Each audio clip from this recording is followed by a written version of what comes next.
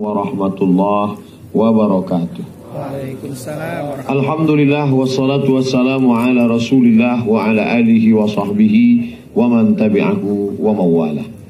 Bapak-bapak, ibu-ibu, hadirin hadirat yang dimuliakan Allah Subhanahu wa taala. Ketika saya di Pekanbaru pulang dari Maroko mengajar di kampus dan berceramah, Bank Indonesia bagi saya tempat yang mewah, megah, dan belum pernah masuk ke dalam. Sampai akhirnya saya diundang untuk berceramah di ruang yang paling bagus, di tempat yang paling indah. Dan ketika itu saya berpikir, siapa yang membawa saya ke ruang ini? Ternyata yang membawa saya adalah yang hari ini berjumpa di sini, Pak Mahdi, yang baru saja tadi memberikan kata sambutan. Ketika itu beliau menjadi pimpinan cabang Bank Indonesia Provinsi Riau di Jalan Sudirman. Di sanalah perkenalan kami. Bertemu di masjid, bersahabat di masjid, sampai akhirnya saya mendengar berita bahwa beliau sudah kembali ke kampung halaman dan meninggalkan ini semua, tapi berpindah ke tempat yang lebih baik, ke tempat produk yang halal, yang kemudian bisa diwariskan.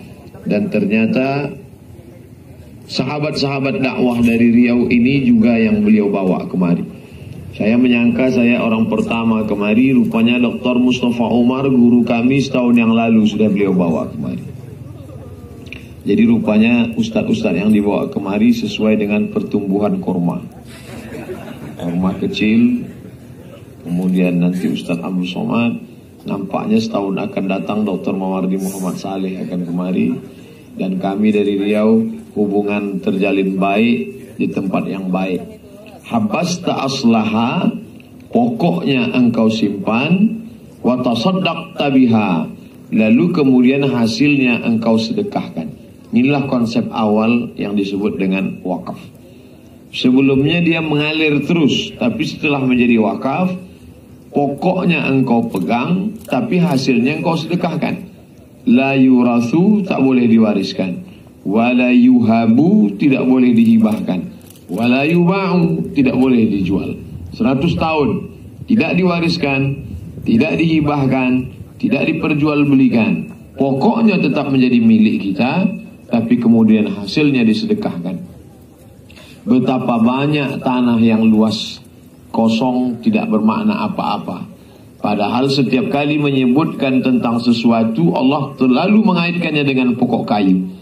La ilaha illallah Muhammad Rasulullah, Allah kaitkan dengan kasajaratin tayyibatin, pokok kayu yang baik. Akarnya tunggal menghunjam ke tanah, wa asluha wa far'uha fis sama, cabangnya sampai ke pucuk langit. Akarnya menghunjam ke tanah, cabangnya, rantingnya sampai ke langit. Padahal ceritanya tentang masalah tauhid, la ilaha illallah. Nabi SAW bercerita tentang sedekah, lagi-lagi pokok kayu. Kama kali habbah, 1 biji. Ambatat sab'a sanabil, menumbuhkan 7 cabang. Wa fi kulli sumbulatin mi'atu habbah, dalam 1 cabang ada 100 biji. Kalaulah Nabi Muhammad SAW itu orang Indonesia, tinggal di iklim tropis, hujan lebat, tongkat dan kayu jadi tanaman, hijau, untayan zamrud, katulistiwa, orang tidak heran. Tapi Bapak Ibu tahu, kita ke Makkah Al-Mukarramah, ke Madinah, kita lihat di belakang bawah 1 pokok kayu mesti ada 1 keran air. Ketika tidak hidup maka mati. Idza waqa'at ala ahadikumul qiyamah, kalau kamu sudah mau mati, sudah mau sakratul maut, wa fi yadihi fasilah, di tanganmu ada bibit korma, falyaghrisha, tanamkan. Kamu sudah mau mati, mau sakratul maut, napasmu sudah hilang, tapi di tanganmu ada bibit korma, tanamkan. Saya sudah lama menyampaikan hadis ini setiap ceramah. Tapi alhamdulillah ketika dibuka tanya jawab, belum ada jamaah yang nanya, Ustadz udah pernah nanam korma belum? Mudah-mudahan setelah saya dari Barbate ini pulang nanti ada yang bertanya, Ustadz dari kemarin ceramah tentang korma pernah nanam tak? Pernah. Di mana? Di Barbate. Kalau tak percaya, ini fotonya. Like and share. Bibitnya mana? Nih yang ada di hadapan kita. Artinya apa? Bahwa Inilah amal yang berkelanjutan. Kadang kita malu kepada tetangga sebelah. Akikah motong kambing, walimah motong kambing, takziah makan kambing, nikah makan kambing, anak lahir makan kambing, nikah sekali lagi makan kambing. Mana tahu istrinya meninggal. Ibu jangan marah dulu, ini panas soalnya. Tapi yang beternak kambing justru kawan sahabat kita di Australia. Anak lahir makan korma, tahnik namanya, dikunyahkan, masukkan. Buka puasa, Allah malakasuntu abika amantu ala rizqa aftartu dhahabal dhama'u wa abtalatil uruq wa thabatal abzu. Makan korma. Tapi yang nanam korma justru 16 tahun meneliti korma orang Thailand. Saya dikirim 3, jus korma, dodol korma, buah korma. Ini dari mana? Dari orang Thailand. Saya bukan anti agama lain. Kita bukan rasis, fasis. Kita bukan tidak senang. Tapi kenapa kita menjadi tamu di rumah kita sendiri? Ini korma mana? Korma Majdul. Dari mana? Amerika, USA. Tasbih dari mana? Made in China. Bukan salah kita pakai produk itu, tidak. Tapi kenapa pertanyaan mengapa kita tidak? Maka kita ada impian ke depan. Memandang ini mengingatkan kita pada pergolakan bagaimana seorang panglima perang berkata, al-bahru amamakum, al-a'da'u wara'akum, al-a'da'u amamakum, wal-bahru wara'akum. Di hadapan kalian ada musuh, di belakang kalian ada laut. Kalau kalian maju ke depan, kalian mati syahid. Kalau kalian mundur ke belakang, kalian akan mati konyol. Ditelan oleh Samudra Atlantik. Akhirnya mereka mampu menguasai Andalusia selama 700 tahun lamanya. Kita ingin kita tidak lagi berperang melawan Andalusia, tapi berperang melawan hawa nafsu. Tanah-tanah ini akan tumbuh subur 100 tahun ke depan. Abdul Somad yang datang kemari, tapi saya sudah lihat kalender 2040 saya mati. Lahir 1977, 2040 umur 63 tahun, mati. Kalau ditanam sekarang 2040 masih ada lebih 70 tahun akan datang. Anak saya akan datang kemari memetik korma ini. Cucu saya pun akan datang kemari bersama cucu-cucu bapak ibu. Hadir cucu-cucu kita semua kemari. Dan mereka mengenang itu. Mereka katakan untuk almarhum Abdul Somad Al-Fatihah. Mengalir pahalanya. Kita sudah mati dimakan cacing tanah. Hidup ini singkat. Bagaimana Utsman bin Affan, tanah wakafnya dulu, Bi'ru Raumah, Sumur Raumah masih tetap ada. Tertulis besar, wakaf Utsman bin Affan 1439 tahun yang lalu. Banyak orang-orang yang sudah mati dimakan cacing tanah, tapi dia tetap kekal abadi.